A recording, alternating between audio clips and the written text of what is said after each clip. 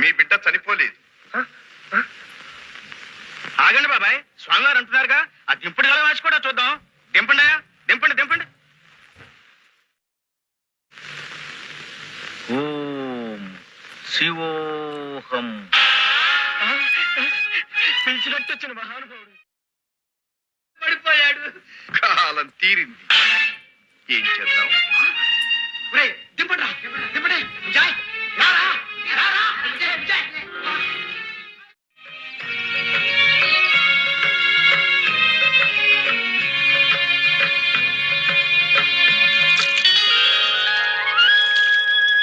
ఇప్పుడు మీరు చూసిన ఈ సీన్స్ అన్ని కూడా ఎన్టీ రామారావు గారి వీర బ్రహ్మేంద్ర స్వామి చరిత్ర సినిమాలోనివి అని అందరికీ తెలుసు. కానీ ఈ సన్నివేశాలన్నీ జరిగినది మాత్రం ఒక ఊరిలో, అదే పెద్ద కోమెర్ల అన్నమాట.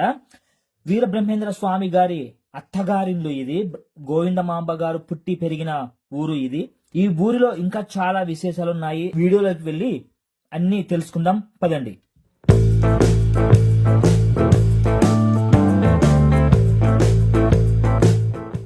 హలో ఆల్, నమస్తే, వెల్కమ్ టు కల్చర్లెస్ కల్చర్. నేను మీ రామాంజనేయులు. ప్రస్తుతం అయితే మనము కడప జిల్లాలోని జమ్మలమడుగు దగ్గర ఉన్నటువంటి పెదకోమెర్ల గ్రామం దగ్గర అయితే ఉన్నాం అనమాట. ఈ పెదకోమెర్ల గ్రామం విశేషం ఏమిటంటే, ఇక్కడ కాలజ్ఞానం రాసినటువంటి శ్రీ శ్రీ శ్రీ మధురాట్ పోతులూరి వీర బ్రహ్మేంద్ర స్వామి గారి ధర్మపత్ని అయినటువంటి గోవిందమాంబ గారి సొంత ఊరిదనమాట.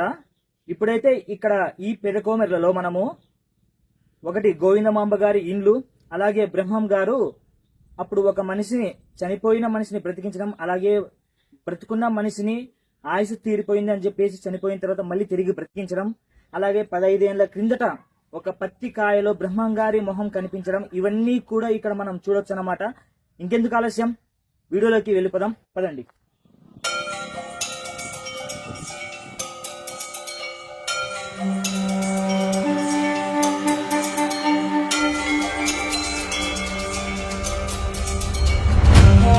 మొదటిసారి బ్రహ్మం గారు ఈ పెదకోమెర్లకు వచ్చినప్పుడు ఈ కట్ట మీదే కూర్చున్నారు. అలాగే ఈ ఇంటిలోనే బ్రహ్మం గారి భార్య అయినటువంటి గోవిందమాంబ గారు పుట్టారనమాట. అలాగే ఇక్కడ కనిపిస్తున్నది గోవిందమాంబ గారి గుడి.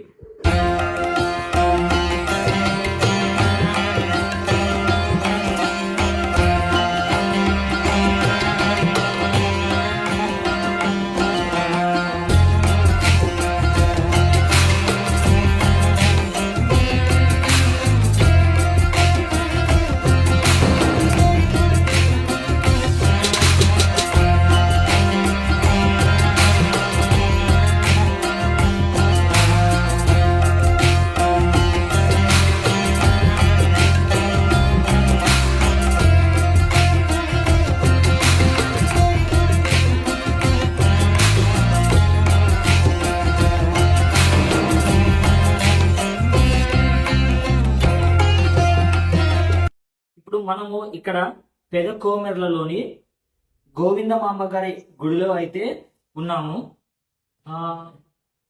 బ్రహ్మం గారు పాపాగ్ని మఠంలో పుట్టిన తర్వాత దేశం మొత్తం తిరిగి తర్వాత బనగానపల్లికి వచ్చి అక్కడ కాలజ్ఞానం రాసి అక్కడి నుంచి మళ్ళీ కందిమలయపల్లికి వెళ్ళి తర్వాత పెదకోమెర్లకు వచ్చి ఇక్కడ గోవిందమాంబ గారిని వివాహం చేసుకున్న తర్వాత ఇంకా ఆయన ఇక్కడ కొన్నాళ్ళు ఉండి మళ్ళీ కందిమలయ పల్లెకైతే వెళ్ళారు. తర్వాత కందిమలయ పల్లెలో ఇంకా ఆయనే అక్కడ నివాసం ఉండి అక్కడే వారందరూ జీవ సమాధి అయ్యారనమాట. ఇక్కడ ఈ పెదకోమెర్లలో మనము చూస్తే ఫస్ట్ ఇక్కడికి వచ్చి ఇక్కడ ఆయన కొన్నాళ్ళు ఇక్కడ కమ్మరి పని చేస్తూ ఉండి తర్వాత శివకోటయ్య గారి కుమార్తె అయినటువంటి గోవిందమాంబ గారిని పెళ్లి చేసుకొని పెళ్లి చేసుకున్న ఇండ్లు పక్కనే ఉందన్నమాట. ఇప్పుడైతే ఆ ఇంటిని పడగొట్టి కొత్తగా ఇండ్లు కట్టిస్తున్నారు. అలా పెళ్లి చేసుకున్నారు. తర్వాత పక్కనే ఒక పాత పడిన గుడి ఉందన్నమాట. అంటే అప్పుడు కొత్తగా ఉండింది స్వామివారు ఉన్నప్పుడు, ఇప్పటికి దాదాపు 400 ఏళ్ళు గడిచిపోయింది కాబట్టి పాత పడిపోయింది గుడి అయితే. అక్కడ గుడి కూడా చూద్దాం మనము. ఇక్కడ స్వామివారు ఏం చేశారంటే ఫస్ట్ పెదకోమెర్లకు వచ్చినప్పుడు అక్కడ స్వామివారు గుడి లోపల కూర్చొని ఉన్నారనమాట. కూర్చోనంటే ఒక చనిపోయిన మనిషిని తీసుకొని వెళ్తూ ఉన్నాడు. తీసుకొని వెళ్తూ ఉన్నప్పుడు అక్కడ స్వామివారు అదేంటండి బ్రతికున్న మనిషిని తీసుకొని వెళ్ళిపోతున్నారు, ఇంకా ఆయుష్ తీరలేదు కదా అని చెప్తే దించి చూస్తే మనిషి లేచి లేచి చూస్తాడనమాట. అంటే ఇక్కడ స్వామివారి మహిమను తెలియజేయడానికి స్వామివారు అలా చేశారు. తర్వాత కొంతమంది అవలాయ మనుషులు కొంతమంది అవలాయ చేస్తే వచ్చి పాడ మీద పండుకున్నప్పుడు ఆ మనిషి ఆయుష్ తీరిపోయిందని చెప్పడంతో ఆ మనిషి చనిపోయాడు. తర్వాత మళ్ళీ స్వామివారిని రిక్వెస్ట్ చేయడంతో ఆ మనిషి తిరిగి మళ్ళా బ్రతికాడనమాట. అలా ఆ గుడి కూడా ఇక్కడ ఉంది, మనం చూద్దాం. తర్వాత పెళ్లి చేసుకున్న తర్వాత స్వామివారు కందిమలై పల్లెకైతే వెళ్ళారు. ఒక 15 సంవత్సరాల కింద మనం పేపర్లో చూసి ఉంటారన్నమాట, ఒక పత్తికాయ మీద బ్రహ్మంగారి మొహం కనిపించింది అని. ఇదే అనమాట ఆ పత్తికాయ. డిసెంబర్ 14, 2007 ఒక రైతు మామూలుగా అందరూ వేసినట్టుగానే చేనులోన పత్తి వేశాడు. కానీ పత్తి కాయలు పగిలినప్పుడు ఒక రూపం కనిపించింది అనమాట అందులో. అదేంటని చెప్పేసి ఆ కాయని పెరుక్కొని వచ్చి ఊర్లో వాళ్ళందరికీ చూపిస్తే బాగా చూస్తే అందులో బ్రహ్మంగారి రూపం కనిపించింది అనమాట.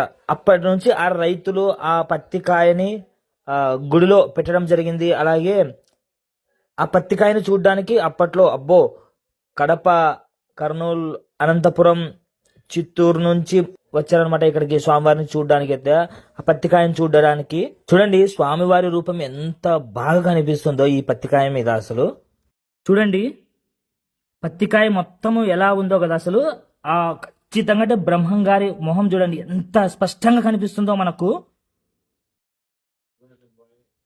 అలాగే ఇక్కడ గోవిందమాంబ గారు పక్కన ఉన్నటువంటి కాలజ్ఞానకర్త అయినటువంటి శ్రీమద్విరాట్ పోతులూరు వీరబ్రహ్మేంద్ర స్వాముల వారు.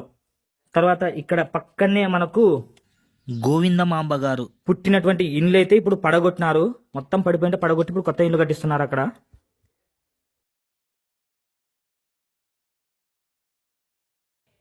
బ్రహ్మం గారు బనగానపల్లె తర్వాత దేశం మొత్తం తిరిగి కందిమల్లయ్య పల్లె అంటే బ్రహ్మం గారి మఠానికి వస్తారు. అక్కడి నుంచి ఈ పెదకోమెర్లకు వస్తారన్నమాట. అలా మొదటిసారి వచ్చినప్పుడు స్వామివారు ఈ రచ్చబండ కట్ట మీదనే కూర్చున్నారట. అలా ఆయన కూర్చున్నప్పుడు గోవిందమాంబ గారు చూశారు. ఆ తర్వాత శివకోటయ్య గారు స్వామివారిని ఇంటికి పిలుచుకొని వెళ్తారు భోజనానికి. అలా భోజనానికి వెళ్ళిన స్వాములోరు తాను స్వతహాగా తెచ్చుకున్న సద్దినే తనకు భోజనంగా వడ్డించమని చెప్తారు. గోవిందమాంబ స్వామివారిని చూసి ఈయనే నాకు రాత్రి కలలో కనిపించింది అని తన తల్లికి చెప్తుంది. అయితే గోవిందమాంబ గారి ఇండ్లు శిథిలావస్థకు వచ్చి పడిపోతే కొత్తగా ఇండ్లు ఇలా కట్టిస్తున్నారన్నమాట.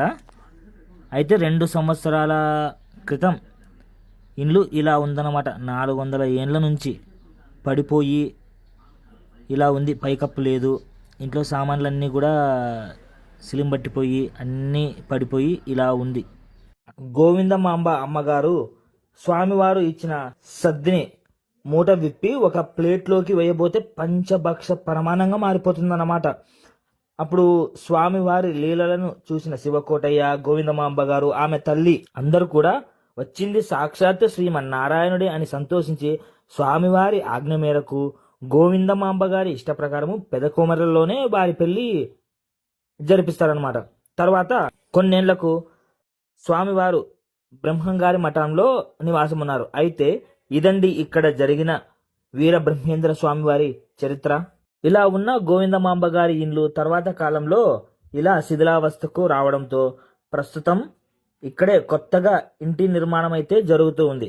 స్వామివారు ఇంకా ఉన్నారు సమాధిలో అనడానికి సాక్ష్యం కాలజ్ఞానం ఒకటైతే, రెండవది పత్తికాయలో ఆయన రూపం కనిపించడం కూడా ఇంకొకటి అనమాట. ఇప్పుడైతే అన్ని చూసాం కదా, గోవిందమాంబ గారు పుట్టినటువంటి ఇండ్లు చూసాము. అలాగే స్వామివారు మొదటిసారిగా వచ్చినప్పుడు కూర్చున్నటువంటి రచ్చబండను చూసాము. అలాగే ఈ పత్తికాయను కూడా చూసాము. నెక్స్ట్ ఏం చూద్దామంటే ఈ ఊర్లో స్వామివారు చనిపోయిన మనిషిని బ్రతికించడం, బ్రతికిన మనిషిని చనిపోవడం అని చెప్పేసి మనం సినిమాలో చూసాం. ఇప్పుడు ఆ రియల్ ప్లేస్ ని కూడా చూద్దాం పదండి. స్వామివారు బ్రహ్మం గారు ఈ గుడిలోనే మొదటిసారి పెద్ద కోమెర్లకు వచ్చినప్పుడు ఇక్కడ ఒక చనిపోయిన మనిషి ఇలా గుడి పక్కన పోతూ ఉన్నప్పుడు స్వామివారు చూసి అదేంది బతుకున్న మనిషిని తీసుకొని పోతున్నారు అని చెప్తే ఆ మనిషి పోయి చూస్తే బతుకున్నాడు. తర్వాత కొంతమంది అవలయ లేపి ఆ పాడి మీద పడుకుంటే ఆ మనిషి ఆయుష్ తీరిపోయిందని చెప్పేసి అని స్వామివారు అనగానే ఆ మనిషి చనిపోయింటాడు అనమాట. అలా స్వామివారి లీలలను చూపించిన గుడి ఇదే అన్నమాట. వెళ్ళి చూద్దాం రండి.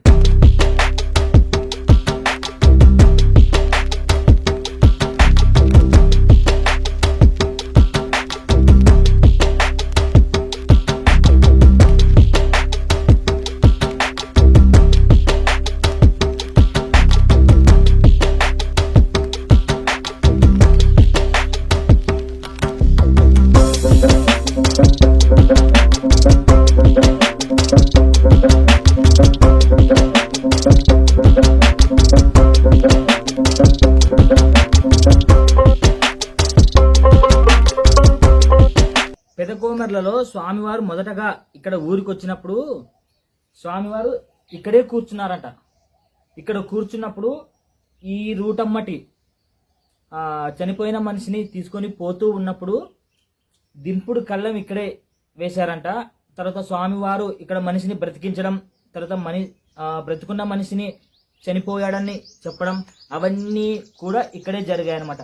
తరువాత శివకోటయ్య గారు స్వామివారి లీలలను గ్రహించి స్వామివారి ఇంటికైతే పిలుచుకు వెళ్ళడం జరిగిందనమాట.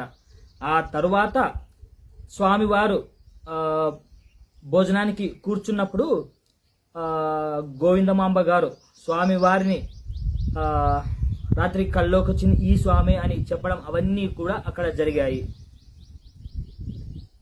ఇదే అనమాట స్వామివారు మొదటగా వచ్చినప్పుడు కూర్చున్న స్థలం.